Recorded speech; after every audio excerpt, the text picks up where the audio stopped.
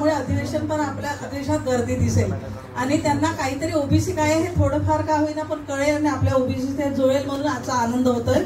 आणि आमच्या जवळजवळ आमच्या ग्रुपच्या जवळ 20-21 महिलांचं हे झालेलं आहे रिझर्वेशन.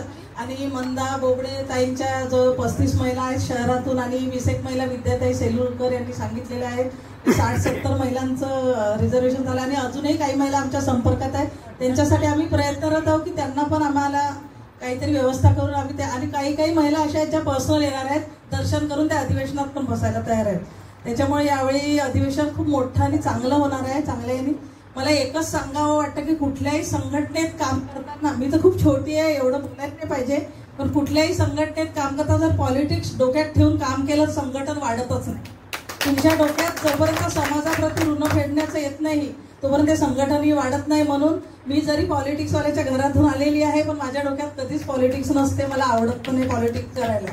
म्हणून असं वाटतं रुसवे फुगवे हेवे द्यावे याला हे म्हणायचं त्याला ते म्हणायचं. हे जर सोडलं तर आपलं संघटन अजून जास्ती मोठ्या प्रमाणात वाढेल आणि भरपूर आपल्या मागण्या लवकरात लवकर पूर्ण होतील. कारण सर इतके प्रयत्नरत आहेत आपणही त्यांना थोडासा साथ द्यायला म्हणजे फुल ना फुलाची पाकळी माझ्याच्यानी जमेल तेवढी मदत मी या अधिवेशनात करायला तयार आहे. मी ऋषभशी त्या दिवशी बोलली पण आणि जेवढं जमेल तेवढं करूया. आणि सगळ्यांना परत एकदा आपल्या अधिवेशनासाठी खूप खूप शुभेच्छा देते. धन्यवाद. जय ओबीसी. इसमें मेरी जो कलते इंफराद यानी खुद की जो कोशिश है उसके अंदर पिछले बार दिल्ली में हमने 22 लोग ले गए थे. इस बार हमारा आंकड़ा 100 तक पहुंच गया है और उसका सबसे बड़ा श्रेय मैं बबनराव जी तायवाड़े साहब को देना चाहता हूँ क्योंकि मैंने उनसे गुजारिश किया था कि सर हमारे यहाँ हमेशा अधिवेशन में जो लोग आते हैं बाकी तो सब आते हैं लेकिन मुस्लिम समाज का एक ऐसा बड़ा नेता नहीं आता जिसको पूरे देश को जाना जाता है. अब मैं एक नाम दिया था कि जो कंट्रोवर्सी बहुत सारे लोगों को लगता है लेकिन वो ओबीसी है बागवान समाज का. मैंने बोला असुद्दीन ओवैसी साहब को आप बुलाइए. अगर वो आते हैं तो हमारे इधर क्योंकि मुस्लिम समाज में भी 70% लोग ओबीसी के रहते हैं लेकिन उनको भी बहुत सारी योजनाओं से वो खुद ही अलग है. उनके पास सर्टिफिकेट सब है ऐसा नहीं वो उनके पास सर्टिफिकेट सब है लेकिन वो अलग है. तो हमारी जोड़ने की कोशिश होती है और इसके अंदर इस बार हमने खुद ने कोशिश की और कल से हमारे वहाँ पे जस्टिस ईश्वरिया साहब ने कोशिश की. और हैदराबाद जब हम शरद वानखेड़े सर गणेश नाकले साहब और हमारे सहपाठी सब लोग गए तो वहाँ पर हमारे को जब टाइम मिला हैदराबाद में उनका दारुल सलाम करके 27 एकड़ में बहुत बड़ा ऑफिस है वहाँ जाने का मौका मिला लेकिन किसी वजह उनकी लड़कियाँ शायद ईद का दूसरा तीसरा दिन का बकरीद का तो दूसरे तीसरे दिन लड़कियाँ आई थी शायद तो उन्होंने वहाँ आ नहीं लगे तो उन्होंने तुरंत हमारे को घर को बुलाया और घर में बुलाकर कल से शरद वानखेड़े सर गणेश नाकले साहब के साथ आधा पौन घंटा मीटिंग की और उन्होंने पूछा कि वैसे तो उनको पता था कि ओबीसी की क्या समझ है क्योंकि तेलंगाना में ओबीसी का आंदोलन बहुत जबरदस्त चलता है. तो बोले फिर भी मेन समस्या क्या है. तो शरद वानखेड़े सर ने बताया कि हमारी 3 मेन समस्या है. एक तो जनगणना होनी चाहिए, दूसरा जो 50% का जो कैप लगा हुआ है जिसकी वजह से हमारा 27% के ऊपर का आरक्षण नहीं बढ़ पा रहा है वो एक 50% का कैप हटना चाहिए. और तीसरा बताया कि सेंटर में ओबीसी का मंत्रालय नहीं है. इस मुद्दे पे आप खास तौर पे बोलिए जिसके बोलने से हमें बहुत सारे फायदे बोलेंगे. तो उन्होंने तुरंत हमारे सामने रिजर्वेशन बुक कराया तिरुपति का और वापस आने का कि बोले मैं बिल्कुल आ रहा हूँ.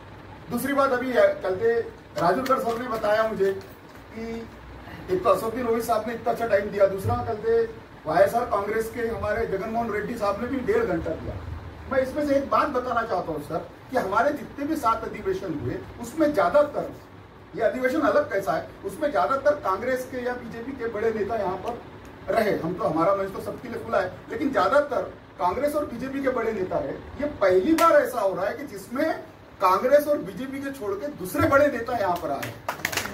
यानी हमारा अभी चलते राष्ट्रीय ओबीसी महासंघ तो राष्ट्रीय लेवल के ऊपर सभी पार्टी को लेकर चलने वाला. क्योंकि बबनराव तायवाड़े साहब ने कभी बोला है कि जब राष्ट्रीय ओबीसी महासंघ में जब आते हो तो अपने पार्टियों के जूते हमारे गेट के बाहर रखना. तो हमारा सब अब कोई बोल नहीं सकता. पहले हमारे पे जाति का आरोप लगा कि एक ही जाति का कहते संगठन है. शकील पटेल जब दिखा मुस्लिम तो वो थोड़ा सा कम हो गया कि एक जाति का नहीं सभी धर्म का हो रहा और हम एक पार्टी से उठ के सब सर्वव्यापी पार्टी इसमें आ रहे हैं. और सर एक बात और देखा मैंने कि दोनों केस में कि उन्होंने जिस तरह से सम्मान किया है जैसा हमारे को आधा घंटा घर में बुला के किया आप लोगों किया तो ये जो बहुत सारे जो अलग अलग लोग पड़े हैं ये चाहते हैं कि कोई दूसरा क्योंकि वो एक एक समाज को या एक एक धर्म को या इसको लेकर चलने वाले लोग चाहते हैं कि दूसरे ओबीसी से हम जुड़े. और जब हम उनको कहते अपने प्यार से बुलाते कि आप आइए तो वो इतना अप्रिशिएट होते हैं. क्योंकि मैंने देखा खुशी देखी कि तुरंत ही 10 मिनट के अंदर ट्विटर पे आ गया जिसके 27 लाख फॉलोअर थे, उसका इंस्टाग्राम पे आ गया जिसके 50 लाख फॉलोअर थे, और वो कल दे 1 करोड़ के ऊपर कल दे जो फेसबुक है असदुद्दीन ओवैसी साहब, उसके ऊपर हम दिख रहे थे। यानी हम छोटी सी चीज इतने बड़े इस पे दिख रहे, तो उनको खुशी होती है कि इतने बड़े महाधिवेशन में कोई हमारे को बुलाता है। हमारी तैयारी बहुत अच्छी चल रही है सर, चलते 32 का रिजर्वेशन हो गए हैं, 100 का हमारा विदर्भ का टारगेट है। और जहां पे अभी सर ने बताया कि कल से हमारे को तिरुपति की टिकट नहीं मिली, तो हमने कल से चेन्नई की टिकट कर ली। चेन्नई में बहुत अवेलेबल है, और चेन्नई से आसान आना भी आसान है, सिर्फ एक दिन बढ़ जाता है।